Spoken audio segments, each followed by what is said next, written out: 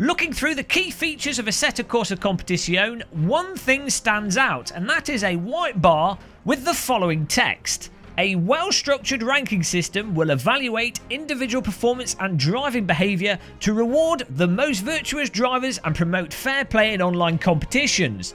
The matchmaking function makes sure that you can compete with opponents of similar skill level and easy to find online races to join. With that in mind, should iRacers be worried? Should iRacing be scared? Is this the end of iRacing? Welcome back to the Gamer Muscle YouTube channel, where we don't clickbait, hype or exaggerate for the sake of views. Now, one of the main reasons, if not the main reason and the sole reason for lots of people that they play iRacing and pay between 5 and 50 times more to play iRacing than they would any other driving simulator, is the fact that it has really good, if not class-leading, online ranked multiplayer. With it simply being the case that no other decent driving simulator really has a proper ranking system. But with ACC coming out, it looks like that's about to change, and I do think in some ways iRacing should be slightly worried. Now, it's not going to kill iRacing. Oh dear, that's ruined it. That's ruined the suspension of this video. You can close it now. It's pretty obvious that ACC won't kill iRacing. In fact, games don't kill other games. We're not in Viking times plundering villages and murdering people. This is games. What happens is there's user bases that play titles, and even if a title is demonstrably awful, I'm not talking about iRacing. It's not my favourite game, but I'm not talking about iRacing. Other titles could be absolutely terrible. They'll have user bases that have got used to them. They like those mechanics. They're into them.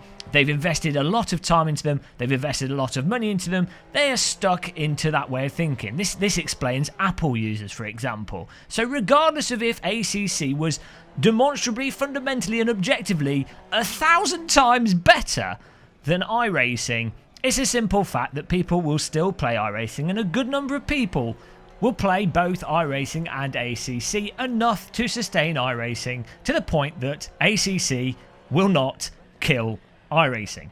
Where I do think that ACC could have a big effect on iRacing, though, is with the lower class tiers in iRacing that tend to be the more popular ones. So the Mazda MX-5, the Skip Barber, the Spec Racer Ford, those types of cars that are driven by a lot of people, and a lot of people that are semi-casual because they just want to be able to jump in and race. They're not looking to get super hyper competitive with the faster cars and the higher tier cars. They just really like that iRacing jump in and play aspect, and that's what they're paying for. If Assetto Corsa Competizione essentially offers that for a massively reduced price, then it's going to be really hard to justify renewing your account on iRacing to get something that you can get for cheaper. I know myself, I particularly like those vehicles in iRacing, as I say, the Skippy, the Mazda. I like the fact that you can just get a race any time of the day in them. It's going to be packed, it's going to be close, it'll be really good fun. And I can put up with the cost of iRacing and many of iRacing's nuances that I dislike.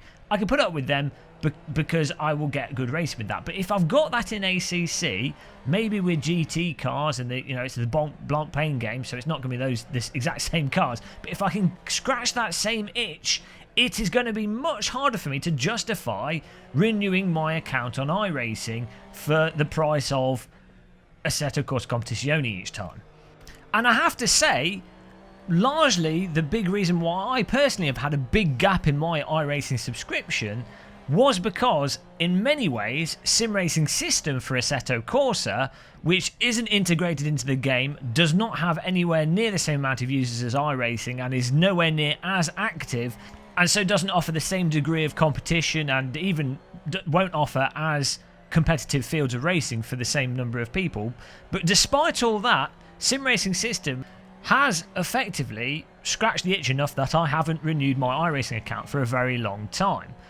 So I can only see that getting worse or better, depending on how you look at it. I can only see, with ACC coming out, me spending even less time on something like iRacing. But of course, I don't think it will affect those super hardcore users that have invested the time into iRacing, have a lot of the content, spent the money on it, and of course those people that particularly like the iRacing implementation of the physics and handling and who have really dialed their brains into that nature of handling. I mean, the fact is, when you really get good at a given driving simulator, it's cognitively painful to learn a different simulator to the same level and get the same kind of result.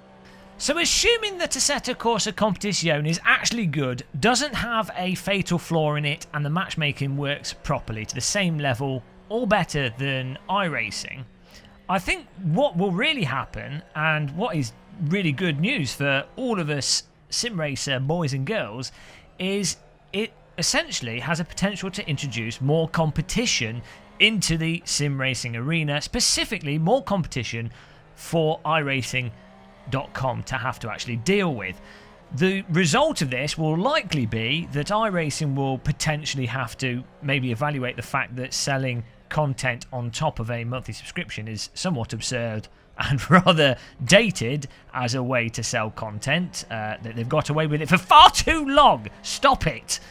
If they don't do that, then I think they might have to introduce more sales potentially, or, you know, who knows. I just think that having the competition there might not be good for some of the people collecting the money in some of these companies, but for the end user and the consumer, in most outcomes, I think it's going to be good.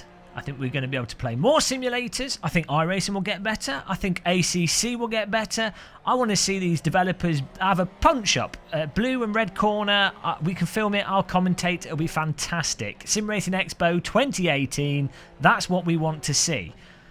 So, there you go. ACC won't kill iRacing, but it might impact it, especially on the more casual side. I think ACC could potentially accelerate things as well in its own regards. We'll do a separate video on why I think ACC could be really significant for sim racing, why I'm super hyped for it. You shouldn't be hyped for titles until they come out because you'll likely be disappointed. I'm going to be hyped. I don't care. I'm an AC fanboy. What would be really interesting is in the comments, if you know that, assuming ACC is actually decent with its matchmaking, of course we don't know, but assuming it works to a basic level, say it's marginally better than Sim Racing System with more users, so still not necessarily as good as iRacing, would that actually impact you getting iRacing?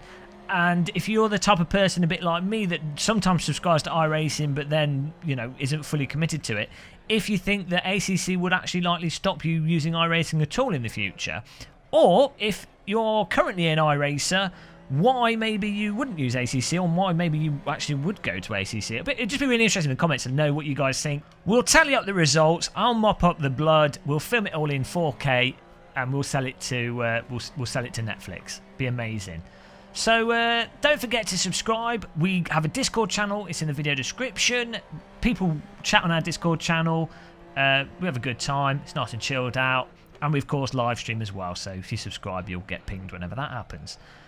Until the next one, everybody. Thanks for watching this. It feels great to be doing the videos again rather than just live streams. Cup of tea or a coffee if you're a bit weird. Goodbye.